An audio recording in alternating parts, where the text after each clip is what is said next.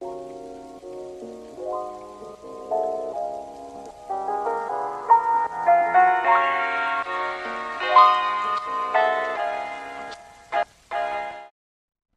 to Meet the Candidate with your host, Sulani Madsen. Meet the Candidate is your opportunity to see local candidates and hear about the experiences that have shaped their lives. Meet the Candidate is a nonpartisan community project brought to you by our friends at Greater Spokane Incorporated, Ponderosa Republican Women's Club, We Believe, We Vote, and Better Spokane. Now, here's Sulani. Okay, welcome to Meet the Candidate. My guest for this session is Rion Ametu. That's me. And he is running for the 6th Legislative District, position 2. Welcome, Rion. Thank you very much, Sulani. It's a privilege and an honor to be able to talk to the people in Spokane. I appreciate it. Well, I'm glad you could come in, and you can tell me about where you grew up. I know you already told me it was California, but tell me about where you grew up in your childhood. Oh, your education. I've lived pretty much everywhere in California, from when I was a little kid to when I was older. I graduated from Morningside High School. When I turned 19, I joined the Navy. I was a sonar technician on a fast attack submarine, the USS Greenville. I served for just under 6 years. During the whole time, we deployed during Operation Iraqi Freedom. And after my time was up, the reason why I joined the military in the first place was because I couldn't afford to go to college. So once I got out of the military, I went to college, and after about a year and a half, a lawsuit dropped that basically stated that they were lying about the hiring rates for their degrees. You might have heard of them, DeVry. And so instead of being about 85%, it was around like 14% or something like that. Yeah. So and they had already gotten, I already spent about half of my 9/11 benefits there. So I decided to kind of cut my losses, and I moved to Washington and started working here just under 6 years ago. I met my wife here. Just got married couple of weekends ago. Oh, congratulations. Thank you very much. In the middle of a campaign, too. Yeah. I'm a busy guy right now. And so, I just got married a couple of weeks ago, and I've done a lot of odd jobs. I've been a contractor, a door-to-door salesman, an RV detailer. Right now, I go to Spokane Falls Community College full-time, and I drive Lyft and Uber to kind of make ends meet.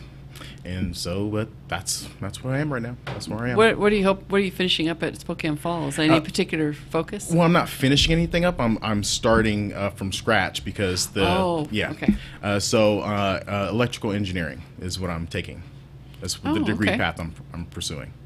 Okay. Well, that's something we're definitely short of, Yes. along with many other things.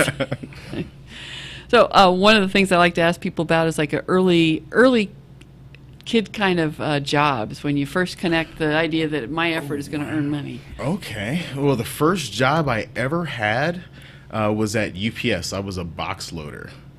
And that was hard work. I thought that was hard work until I got into the military, and then I found out what hard work was. I think when I was in the military, we had a schedule while we were in dry dock. It was 24 on and 12 off, and we did that for about 3 months straight. That was rough. I was a box loader at UPS. After I did that for about a year, I worked at Soup Plantation. I was just like a dish boy, like I just dishwasher, dishwasher, and I collected busing, busboy. There we go. So that was what I did, and but that was my first couple of jobs that I had there. Yeah, I've had a lot of people who've had the old paper route, but I don't think there's many of those around as there used to be. Oh my gosh! I didn't go back that far. I did have a paper route when I was about 7 or 8 years old. Yeah, I did. I remember getting up at 5 o'clock in the morning. The man that owned the paper route, he would just drop off the stacks of paper, and you'd wake up at 5 and wrap them all, and then take them out and deliver them, and then go to school. Yeah, that's how they used to do it. Yeah, that was it. I used to do that. Well, as a submariner, were you always stationed out of the U.S.? I mean, out of a U.S. port, and then? Well, I was stationed in Pearl Harbor. Cool.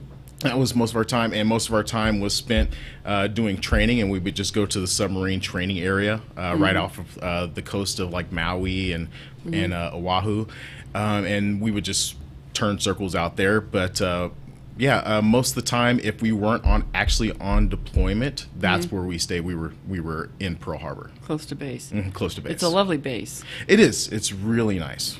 It's really nice, and the weather is even nicer. It's 75 degrees to 85 degrees with a chance of showers every day. Yeah, my father retired out of left the Coast Guard active duty from Pearl Harbor, and then he always, every once in a while, he'd say he kind of regretted not taking that painting job he could have had and stayed in Hawaii. Stayed there, yeah. Yeah, I'm sure it would be even nicer to go back and visit, because my schedule was so hectic and the workload was so high. I'd like to go back there and like lay on the beach for like 3 or 4 days. A honeymoon a little bit later. Yeah. The campaign. That would be a good idea. I'm sure my wife would like that. That'd be a good idea. So what are some of the school activities that you like, youth activities or volunteer activities that you would like to tell people about?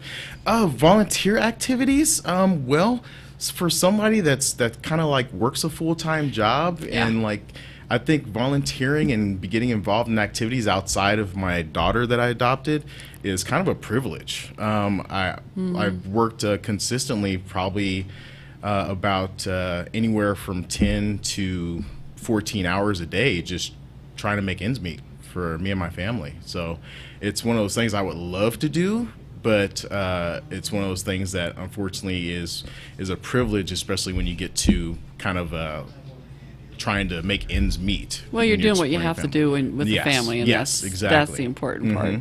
And a lot of people are going through the same struggles right now. Yeah. So what prompted you to volunteer for elected office? Well, as you've heard, I'm a military veteran. I've served once. I've served the American people once, and I would like to serve the American people again, especially here in Spokane. So the way I see it is that there's not a real sense of urgency to solve problems before they become even larger problems down the line. It seems like we keep having to revisit the same issues over and over again. Education funding, our property tax keep going up. You know, things that really affect our day-to-day lives and our ability to live decent lives. Every time funding is needed for something, they come after like us, the little guys, you know, the people that are just working 9 to 5. And I don't think that's right. When you look at raising our property taxes to pay for education, and then Amazon doesn't pay any taxes, you know, that kind of thing, that's not the way it's supposed to be. I think we need to change our focus from being business first and people second to people first and business second, because business will take care of itself once people have money to spend in the economy. Okay. How do you, I have a last question here, and I think we're getting close to our time. Man, we are. Ryan, the time flies. The time does fly. We're coming up on that. So that is, how do you see the duties of this elected office, state legislator, and why should voters choose you? I see the duties of a state legislator as being a direct representative to improve their lives and make sure that they're being taken care of outside of their ability to take care of themselves. So the way I see it is that if you're doing your best and you're still struggling, there's something wrong on the state side. There's something going wrong with us not making sure that your rights are being protected. Just to give you an example, I was driving Lyft and Uber, and I was giving a person a ride to work on. It was a Sunday morning, and he had already worked 80 hours in that 1 week. And by the end of that day, he will have worked 89 hours.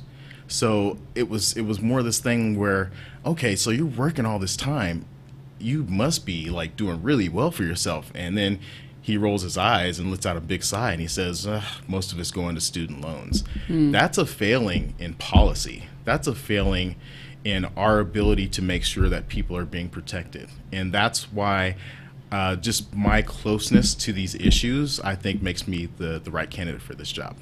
Okay, well, it was a great interview. I'm so glad that you could come in, Rion. Thank you very much, Submariner. Thank you. Thank you. Thanks for watching Meet the Candidate. Spokane Talks thanks our community-minded partners, Greater Spokane Incorporated, the Ponderosa Republican Women's Club, We Believe We Vote, and Better Spokane for helping make Meet the Candidate possible.